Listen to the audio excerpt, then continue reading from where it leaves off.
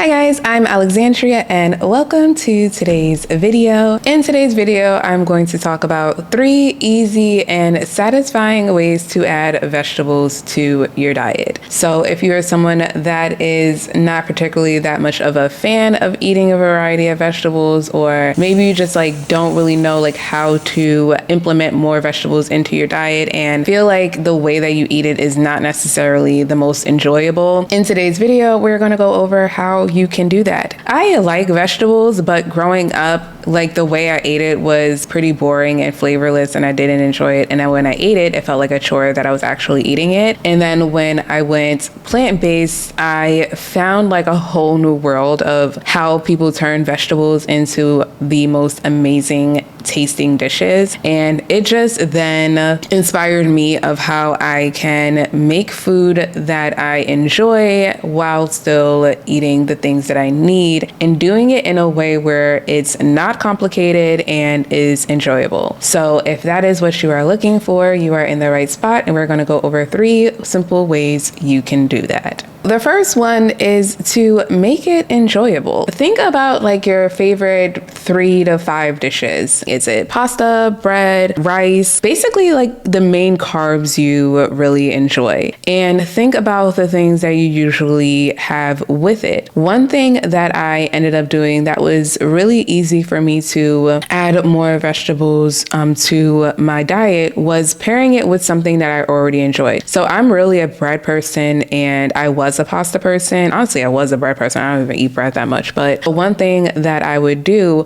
was just find ways of adding vegetables to it. So when it came to bread, one thing that I would do is make veggie sandwiches. And it's funny because I actually made, in the beginning of my plant-based journey, I made a sandwich that I swear it tastes similar to a Big Mac. I really don't know why, but it's just bread with a garlic aioli with avocado, red onions, red peppers, and that was it. And I don't know why, but it smelled and tastes like a Big Mac. And I haven't made it in a very long time, but that was a sandwich that I really enjoyed. And I was able to get the best of both worlds. I was able to have the avocado and the red onions and the red peppers, and I would add greens to it, and I would just make it into a veggie sandwich. Another thing that I would do is when I would have pasta, I'll simply just either add some roasted chickpeas, or I'll add broccoli or asparagus to my meals. I'll always find a type of a vegetable that I could have either on the side or implement within it. Even if it's something like mushrooms, I'll just find ways to add vegetables to the pasta dish. I specifically did this a lot with pasta dishes just because I've realized that when I eat a lot of pasta, I'm not getting full off of the pasta. So I've learned of just finding other things that I could add to it to where it gets me full from that actual meal rather than just overeating on pasta. So one thing to do is look at your favorite 3 to 5 dishes and see what kind of vegetables you also enjoy and how you could add those vegetables just simply to those meals specifically. To me, that is something that's much more beneficial because when I was first going plant-based, I was trying to have a whole bunch of vegetables. I really didn't eat much and I didn't cook much. Something like eggplant.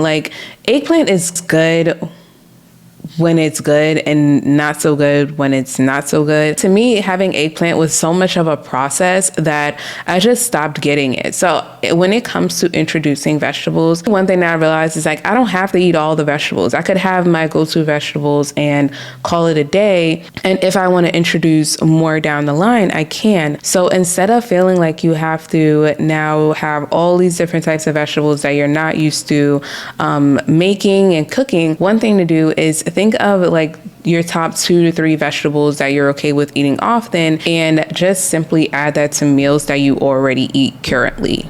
Another thing to do is make vegetables the center of your plate. So I think growing up, we all had to where the vegetables was the tiny portion, and then the meat and the carbs was majority of everything. And one thing to simply do is swap the portion sizes. So instead of having a large portion of carbs, carbs, have a larger portion of vegetables and a smaller portion of carbs and whatever protein you have. One thing that I do to do this is I make a lot of bowls. I haven't made them lately just because I overdid it with the amount of bowls that I was making. But one thing that I like to do is just make a lot of bowls. And when I make my bowls, I just fill it with different types of vegetables, and I'll either have it with half greens, half rice. I'll make a full salad if I want, or half greens and have noodles. And then I'll just put a whole bunch of vegetables around it and whatever protein I want to have with it. This makes it to where, number one, I don't know, to me, seeing color on my plate just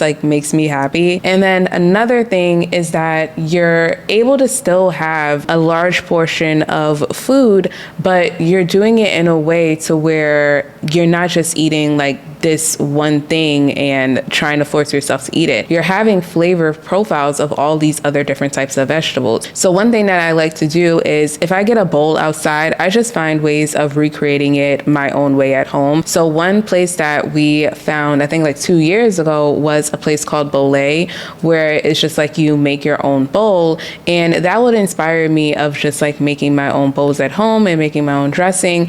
And it would just contain a lot of different vegetables. So there's just different ways when it comes to bowls of having similar things as the base, but then having different ingredients around it. To me, it's just been really fun of just having a whole bunch of color on my plate and just having a whole bunch of vegetables, still having my carbs, still having my protein, but instead of prioritizing the carbs and protein, I'm prioritizing the vegetables instead. And the last one is a hack that honestly really helps, and that is ordering a vegetable dish as an appetizer. So hear me out, because I just found this out and I was just wow, that's crazy. Have you ever gone to a restaurant and they give you free bread? Honestly, for me personally, I always love those type of places because I love me some bread. But what I realized is that it is not to be generous, the generous people that they are. It actually is done in a way to get you to eat more. I'm going to try to explain this the best way that I remember it in my head, but they give you the bread because when you have the bread, it spikes your glucose and then it makes you more hungry. So then you have a chance of buying more food. So one thing to do is if you know you're gonna get a dish that has more predominantly carbs and protein, one thing to do is just have the vegetables as an appetizer. This has been tremendously helpful because number one, it helps avoid me overeating. It helps me prioritize having vegetables, and I still enjoy my meal, and it's more of a balanced type of way that I'm eating. So whatever restaurant you go to, look to see if there's any vegetable dishes that you would be interested in having, and start your meal with first having a vegetable dish as opposed to having a dish with bread and then also having carbs later for your entree meal. This has been something that has been tremendously helpful because I no longer crave the other stuff on the menu.